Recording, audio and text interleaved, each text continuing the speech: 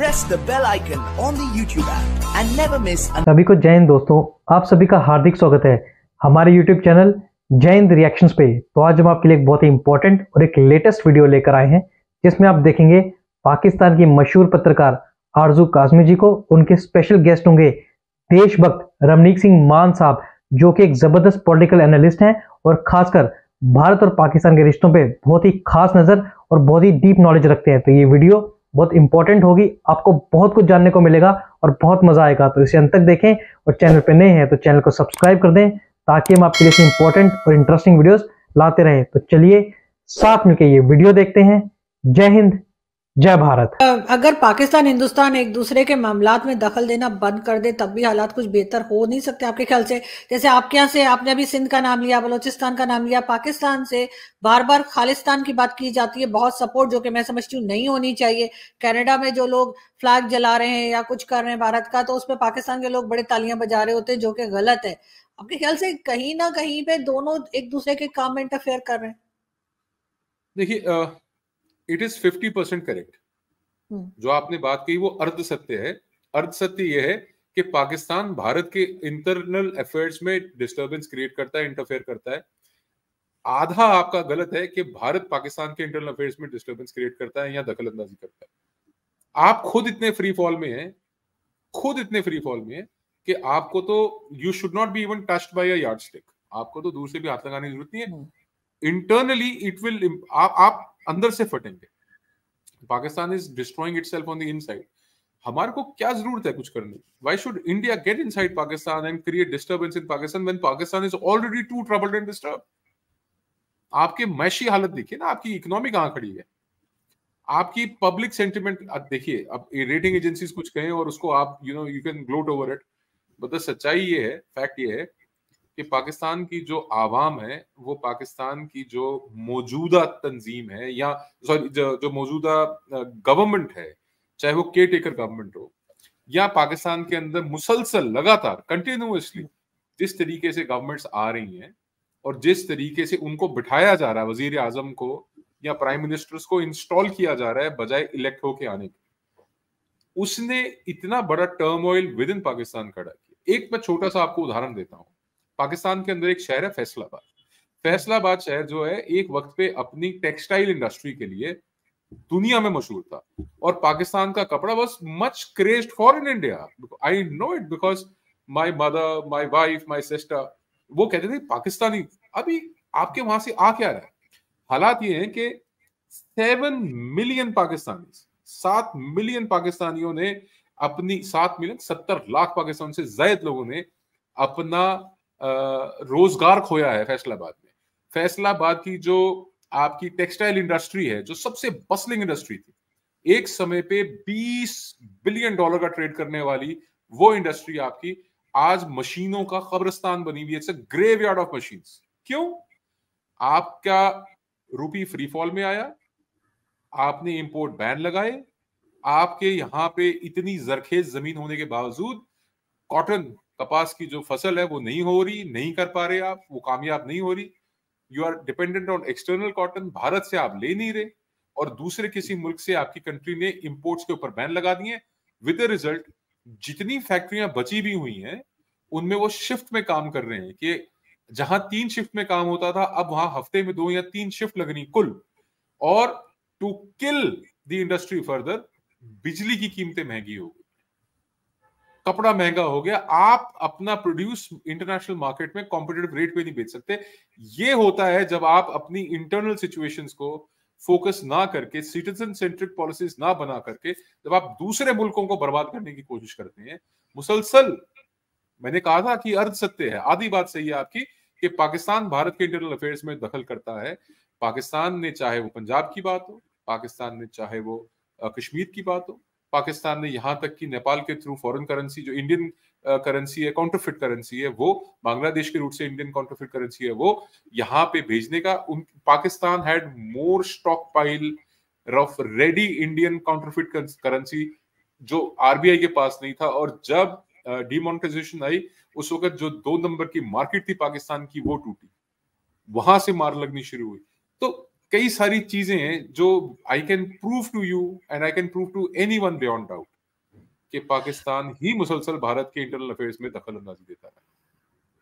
लेकिन सर कहीं ना कहीं पाकिस्तान भी ये ब्लेम लगाता रहा है, मैं इसीलिए आपसे पूछ रही हूँ। हरगिज मेरे कहने का ये मतलब नहीं है कि मैं ये बात कर रही हूँ, बल्कि जो लोग बात यहाँ करते हैं मैं वो आपसे पूछ रही हूँ। अब सर यहाँ पे तो सर ये भी कहा जाता है कि इंडिया जो है मुसलसल, भारत जो है वो पाकिस्तान के मामले में टांग अड़ाता रहता है, चाहे वो बलूचिस्तान हो, जैसे सिंध हो। लेकिन सर आपके यहाँ भी तो एक हंगामा है ना, आपके यहाँ कभी मणिपुर का वाकया हो जाता है, कभी हम देखते हैं कि खालिस्तान मूवमेंट उठ रही है और वहां से भी पाकिस्तान का नाम जोड़ दिया जाता है, जिससे कोई लेना देना नहीं, लेकिन मणिपुर हो गया और कई चीजें। और सर एक चीज just allow me 1 second sir, एक चीज मेरे ही शो में आकर आप ही क्या की जो कश्मीरी एक्टिविस्ट हैं याना मीर, उन्होंने कहा कि मुस्लिम्स की बुलिंग हो रही है, मुस्लिम्स को कहा जाता है कि जो एक्स मुस्लिम बन जाओ तब हम तुम्हें मानेंगे कि तुम्हें अपनी कंट्री से कोई इंटरेस्ट है या प्यार है। तो इस किस्म की चीजें आपके यहाँ से अगर कही जा रही है तो कुछ ना कुछ गड़बड़ तो है ना। Arzoo ji, one at a time please. और मैं आपको वाज़ेह बताता चलूं, पहला बलूचिस्तान का जवाब दीजिए। If India was committed to break Pakistan in two, और बलूचिस्तान अगर अलग करने की हमारी नीयत हो जाए, बांग्लादेश किया अलग, बलूचिस्तान अलग कर देंगे उस दिन जिस दिन नीयत हो जाएगी। समझ रहे? आपका एक इंटरनल आपका एक इंटरनल डिस्टर्बेंस है। प्लीज आप बलूचिस्तान का इतिहास पढ़िए, हिस्ट्री पढ़िए।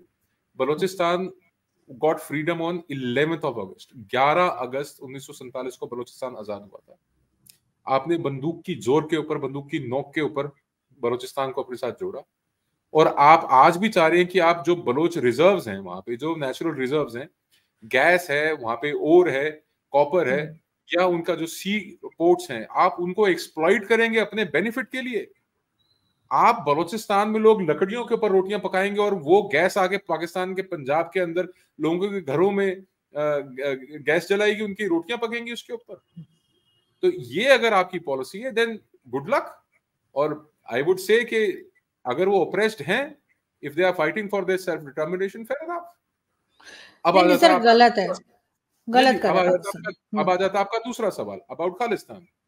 खालिस्तान एक ख्याली पुलाव है, उसको आप पकाइए, ख्यालों में खाइए, कोई मसला नहीं है। सच्चाई ये या हकीकत ये है कि खालिस्तान ना एग्जिस्ट करता है, ना कभी एग्जिस्ट करेगा। This part of Punjab, the east Punjab, we have it. West Punjab, it is you who has it now. For how long, no one knows. Khalistan अगर यहां पे तामील होता है वेस्ट पंजाब के अंदर, तो let them make it, because जो सिख अंपायर की सीट थी तो लाहौर ही थी ना, तो लेट इट बी, बन लेने दीजिए वहां पे। अगर आप सपोर्ट करते हैं, मेरे मुराद कहने की आपसे कि नॉट आरजू काज़मी पर से, but the Pakistani establishment, the deep state और द पाकिस्तानी पॉलिटी और पीपल ऑफ पाकिस्तान सपोर्टेड, बना लीजिए ना, कौन रोक रहा है आपको। आप एक अच्छा उदाहरण बनाइए, आप एक आजाद खालिस्तान बनाइए वेस्ट पंजाब के अंदर। हम देखते हैं वो कितना कामयाब मुल्क होता है, और let them be a successful country and we will see कि हाउ इट फ्लरिशेस। देखेंगे, पता लगेगा क्या होता है। अब तीसरी बात आपने कह दी कि आपके साथ कोई फला, मैं तो नाम भी नहीं लूंगा। somebody came to your channel और उन्होंने ये कह दिया कि साहब हमको कहते हैं एक्स मुस्लिम बन जाइए। आपको किसने कहा? किस दिन का इवेंट था? आपको किसने प्रेशराइज किया? India is a free country, you have your rights. आप जाइए, कंप्लेंट दर्ज कराइए पुलिस में, हु स्टॉपिंग यू? मैं सिख हैं जी, ये खालिस्तानी रोते चीखते हैं कि जी ये हो गया, तशद्दुद हुंदी है जी, सिखंद बंद। I am a free citizen of this country. मैं इस मुल्क का एक आजाद शहरी हूं, मैं एक सिख हूं, and I am not a Khalistani, I don't support Khalistan. End of the story. अब किसी का कोई निजी क्या कारण है, what is the reason that any person is saying that, let's get behind it ना जी। एक बार खुल के बात हो, पता लगे, पिन पॉइंट बताइए कौन लोग हैं जो आपको कहते। मेरे को आज तक किसी ने कहा कि जी आप हिंदू हो जाइए, आप क्रिश्चियन हो जाइए, आप मुस्लिम। हाँ, क्रिश्चियन का एक बार अटेम्प्ट हुआ था कि आप कन्वर्ट कर लीजिए, एक बार अटेम्प्ट हुआ था, आई लाफ्ड इट ऑफ। मैं कहा यार तुम जहनी तौर पे बीमार हो, तुम्हारा जहनी तवाजुन ठीक नहीं है, तुमको लगता है एक सिख ईसाई हो जाएगा या अपना मजहब छोड़ देगा, नहीं होगा, not happening, at least not with me. बिल्कुल ऐसा ही है सर, होना भी नहीं चाहिए। मैं भी यही कह रही हूँ कि जिस दिन इंटरफेयर करना इट इज हिज और हर प्रॉब्लम। पर ऐसा कोई क्वेश्चन नहीं है, ऐसा कुछ नहीं है आपके पाकिस्तान में। I can coat you examples, एक नहीं हजारों।